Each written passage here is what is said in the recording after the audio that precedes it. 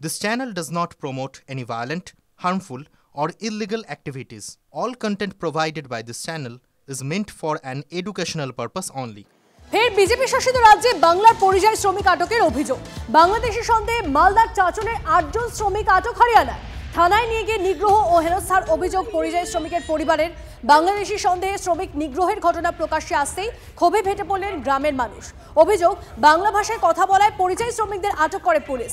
আধার card সহ একাধিক সচিত্র পরিচয়পত্র থাকা সত্ত্বেও আটক করার অভিযোগ। দিল্লিতে গেছিল আমার একটা ভাই খাটতে, তো তারা নাকি বাংলা কথা বলার জন্য পুলিশে ধরে নিয়ে গেছে। কি কারণে নিয়ে গেছে কোনো দস্ত করেনি। এবারের দিন আমার কাকু রুমে বসেছিল, তারপরে পুলিশের গাড়ি এসে রুমে ঢুকে গেছে। ঢুকে বলছে আমার কাকুকে, চলো তোমাকে যেতে হবে এখান থেকে। তো বলছে, আমার কাকু বলছে আধার কার্ড দেখাও আগে। আমার কাকু বলছে আধার কার্ডটা দেখালো। দেখার পরে বলছে তুমি গাড়িতে উঠো। গাড়ি থেকে পুলিশ ধরে নিয়ে চলে গেল। হ্যাঁ, বাংলায় কথা বলাই অপরাধ। ভিন রাজ্যে বাঙালি শ্রমিকদের হেনস্থার অভিযোগ, ক্ষুব্ধ মুখ্যমন্ত্রী।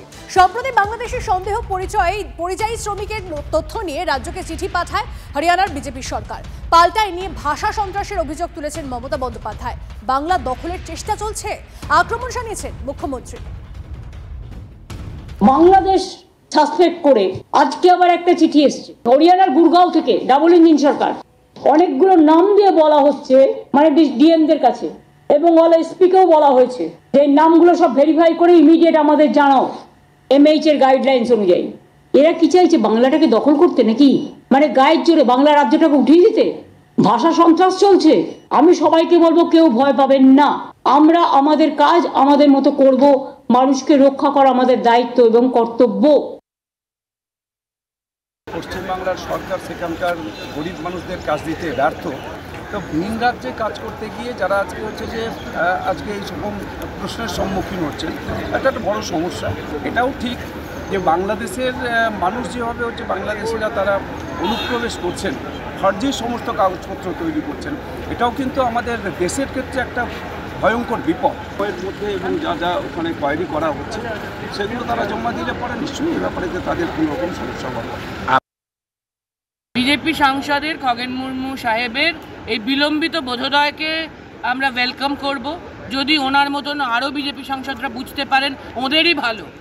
ওরা যত কম বুঝবেন, না বুঝবেন ওদের ক্ষতি, বুঝতে পারলেই ওদের ভালো। এদিকে হরিয়ানাতেই আটক বাংলার 11 জন পরিযায়ী শ্রমিক। অভিযোগ, বাংলা ভাষী হওয়ায় তাদের আটক করা হয়েছে। সূত্রের খবর, গুরুগ্রামের বিভিন্ন থানার ক্যাম্পে তাদের রাখা হয়েছে। আটক শ্রমিকরা দক্ষিণ দিনাজপুরের গঙ্গারামপুরের বিভিন্ন এলাকার। গঙ্গারামপুরের 2 জন, কুশমন্ডির 2 জন এবং হরিরামপুরের 7 জনকে আটক করা হয়েছে। জেলা পুলিশ সূত্রে জানা গেছে, আটক হওয়া শ্রমিকরা ভারতীয় নাগরিক কিনা তা যাচাই করতে দক্ষিণ দিনাজপুরে আসবে হরিয়ানার পুলিশ। গঙ্গারামপুরের শ্রমিক আব্দুর হোসেন কয়েক বছর ধরে গুরুগ্রামে টোটো চালাচ্ছেন। আতঙ্কে রয়েছেন আব্দুরের পরিবার সহ বাকি শ্রমিকদের পরিবার। হরিয়ানায় গাড়ি চালাচ্ছিল, ও খাইতে আসছিল, তখন ওকে বলছে এদেরকে আসামিগুলো ধরছি, ওদের পৌঁছাই দিয়েছো। পৌঁছাতে যাই ওকে সব ঢুকাই দিছি, আর ছাড়িচ্ছে না।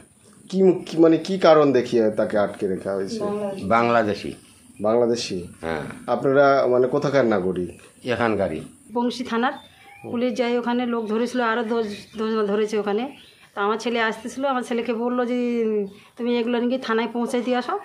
তো থানায় পৌঁছে গেছে, ওখানে যেয়ে ওকে আটকে দেওয়া হয়েছে। তা আমরা বাড়ি থেকে আসে প্রমাণপত্র সব কিছু দিলাম, তবু ওখানে ছাড়ানো হয়নি। আমরা খুব ভয়ের মধ্যে রয়েছি, কারণ আমাদের সঙ্গে এরকম হতে পারে সেটা বলা যাবে না। কিন্তু আমরা তো গরিব অসহায় লোক, কী করব? দেশের মধ্যে তো জমি জায়গা নাই দিয়ে আমরা করে খাবো। তাই আমরা বিদেশ যাচ্ছি একটু কাজকর্ম খাওয়ার জন্যে, ছেলেমেয়েদের মানুষ করার জন্য। কিন্তু এইভাবে যদি হয় তাহলে আমরা কীভাবে বাঁচবো? হাইকোর্টে পরিযায়ী শ্রমিক মামলা, বাংলার অভিযোগ ওড়ালো ওড়িশা। কাউকে গ্রেপ্তার করা হয়নি, আদালতে জানালো ওড়িশা সরকার। বাঙালিরা আমাদের ভাই, আদালতে দাবি ওড়িশা সরকারের। বিভ্রান্ত করবেন না, দেশের নাগরিক কিনা যাচাই করা হচ্ছে। কতজন তামিল বা গুজরাটিকে গ্রেপ্তার করেছেন? পাল্টা কল্যাণ। বেছে বেছে কেন বাঙালিদেরই তথ্য যাচাই হচ্ছে? সড়ক কল্যাণ। গ্রেপ্তার না আটক, আদালত জানতে চায়। মন্তব্য বিচারপতির। ওড়িশা সরকারকে হলফনামা জমার নির্দেশ ডিভিশন বেঞ্চের। ভেঙে পড়ল বার্নপুরে জল প্রকল্পের পাইপলাইনের সেতু। পাইপলাইন ভেঙে বেরিয়ে যাচ্ছে জল। তীব্র পানীয় জলের সংকটের আশঙ্কা আসানসোলের বিস্তীর্ণ অংশে। কালাঝরিয়া জল প্রকল্পের পাইপলাইন রয়েছে দামোদর নদের উপর বার্নপুরে। এদিন আচমকাই পাইপলাইনের সেতুটি নদীর উপর ভেঙে পড়ে। প্রকল্পের ভিতর কাজ চলছিল এবং আটকে পড়েন দুজন, এমনটি জানা যাচ্ছে। যে ছবি আপনারা দেখছেন, ভেঙে পড়ল বার্নপুরে জল প্রকল্পের পাইপলাইনের সেতু। পাইপলাইন ভেঙে বেরিয়ে যাচ্ছে জল। তীব্র পানীয় জলের সংকটের আশঙ্কা আসানসোলের বিস্তীর্ণ অংশে।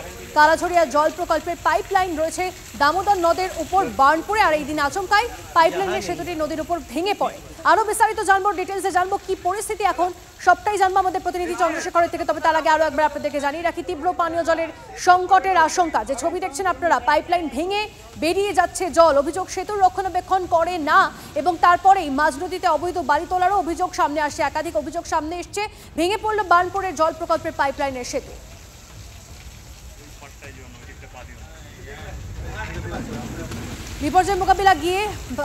বিপর্যয় মোকাবিলা বাহিনী গিয়ে উদ্ধার করে। পিএইচই দপ্তর সেতুটি রক্ষণাবেক্ষণ করছে না বলে অভিযোগ, এবং অভিযোগ একাধিক।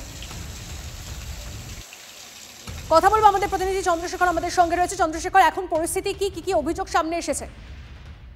দেখো, যে ভেঙে পড়েছে এইভাবে, এত বড় পাইপলাইন ভেঙে পড়া অর্থ হলো গোটা শহর জুড়ে আসানসোল, রানীগঞ্জ, বার্নপুর বিস্তীর্ণ এলাকায় একটা জলের সংকট তৈরি হবে। অভিযোগ পিএইচির এই যে এত বড় সেতু পাইপলাইন নদীর উপর যা ভেঙে পড়েছিল, একজন পিএইচি কর্মী যার নাম গৌতম মাঝি স্থানীয়, তিনি আটকে পড়েছিলেন ওই প্রকল্প বা প্রজেক্ট। তাকে বিপর্যয় মোকাবিলা বাহিনী দিয়ে তাকে উদ্ধার করা হয়েছে এবং অভিযোগ উঠছে যে মেনটেন্যান্স না করা, পিএইচি এটি রক্ষণাবেক্ষণ করেনি। মাঝ নদীতে অবৈধভাবে বালি তুলে নেওয়ার জন্য এই পিলারগুলি ক্ষতিগ্রস্ত হয়েছিল বলে অভিযোগ উঠছে। রাজনৈতিকভাবে কিন্তু অভিযোগ উঠছে, বিজেপি নেতা কর্মীরা পৌঁছে গেছেন এবং তারা এই অভিযোগ করছেন।